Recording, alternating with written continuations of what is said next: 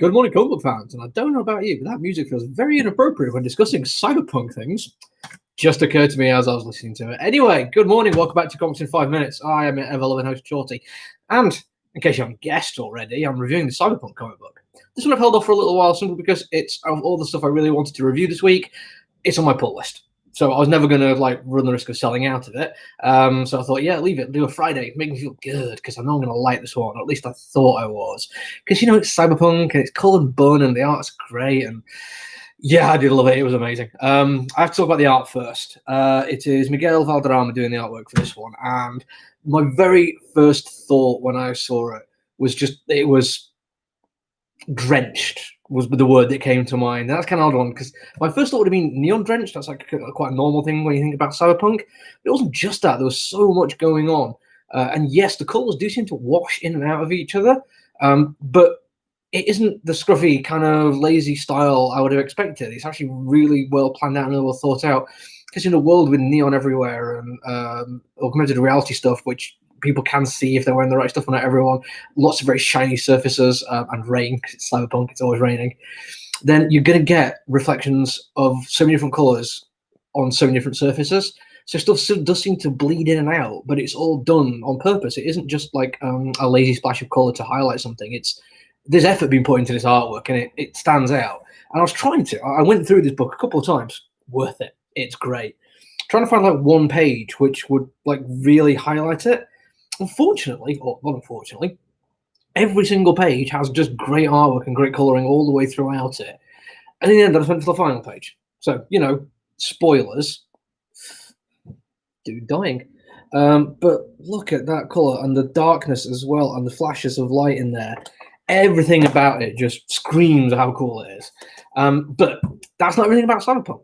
Cyberpunk core is a dystopia. It's set at a time when some, terrible dark future, which hopefully will never happen, when corporations are more powerful than governments. And it's about this power that they wield over people, turning everything into commerce and capital. Nothing matters more than the bottom line, and the heroes and the rebels are the ones who stand against that. Strange that I would quite enjoy it then. But this comic book doesn't get to the meat of that kind of story. Now, don't get me wrong, Cullen Bunn is a great writer. It has been a while since I've absolutely raved about something he's done, but this suits him really nicely. You have some great inter-character dialogue going on. It feels very natural, very realistic, the kind of stuff that I love when I see it. It doesn't completely fill the page in the way that Brian Michael Bendis sometimes does. He uses box out text with multiple colors really effectively, so you don't get distracted from the artwork, you don't get distracted from the action that's going on. But you only get a hint, scratching of the surface of the fact that these corporations will put bottom line above anything else. Now, what we're dealing with here is Trauma Team, and if you don't know Cyberpunk, you should. It's a great role-playing game and making a brilliant video game out of it. Trauma Team is a private health insurance company. Effectively, you pay them quite a lot of money and you get a Trauma Team card, various different levels. Platinum seems to be the one they're dealing with in this one. And if you're injured, the card kind of is synced up to your vitals and it will emit a signal, so they'll send a team to rescue you. This is not just medical stuff. They will go in with a fire team as well and murder anyone who gets in their way. This is high-level insurance, and it's private insurance. You pay a lot for it, so people with more money get better treatment. And innocent people who just happen to be there get shot, but that's fine because they're a corporation and they can get away with it. Now, that in and of itself is quite anti-corporate because it's a terrible situation. The world is like that. But what we're dealing with this is one primary character, Nadia, who on the current mission on the start in this comic book ends up being, and no spoilers really on this one, you don't really need to get far into it before you realize this one, she is the lone survivor.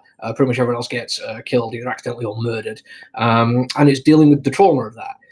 But a huge portion of the early part of the comic book is not only flashing back to what's happened during an interview, it is the interview where they decide if she's able to go back to work. And it turns out they're fine with her going back to work, even though it's only been a few weeks and she's seen everyone she works with be brutally murdered or accidentally smooshed, and a whole bunch of other innocent people as well. And she's seen the murderer. All that doesn't matter because she's good at her job and they needed to go out there and make some money because they're a corporation and they are soulless. So It does get to that bit. Doesn't get really deep into it, and I'd like to think that they're going to get a little bit more of it. Quite often with cyberpunk stuff, it's really easy to ignore that kind of corporate stuff and the influence in politics and corporations, and just go for cool balls to the wall cyberpunk action. This one I hope is going to get into it a little bit more. I'm really out of time, but one last thing to say. There's one bit of artwork which I really did like, and it's not particularly because of just the artwork itself being great, but what it reminded me of. And it's the very first panel, top page, the panel there. That reminds me so much of Derek Robertson doing Transmetropolitan, one of my all-time favorite comic books. One of the reasons I love it is it's a cyberpunk book and it has an awful lot to say about politics and business. And his artwork really brings that to life. And although this artist also has like a flair for Frank Miller-esque kind of detailing on faces, if they're going to maintain that kind of level of detail in the city, which is pretty much a character in any cyberpunk story, I think it's going to just go up and up and up in my estimation. And let's face it, it's already pretty high. Right, that's probably it for me for the week, actually. I don't think I've got anything else left to review tomorrow, so unless I dig something out, you're probably not going to hear from me again until Tuesday. So take it easy. Have a nice weekend. Bye.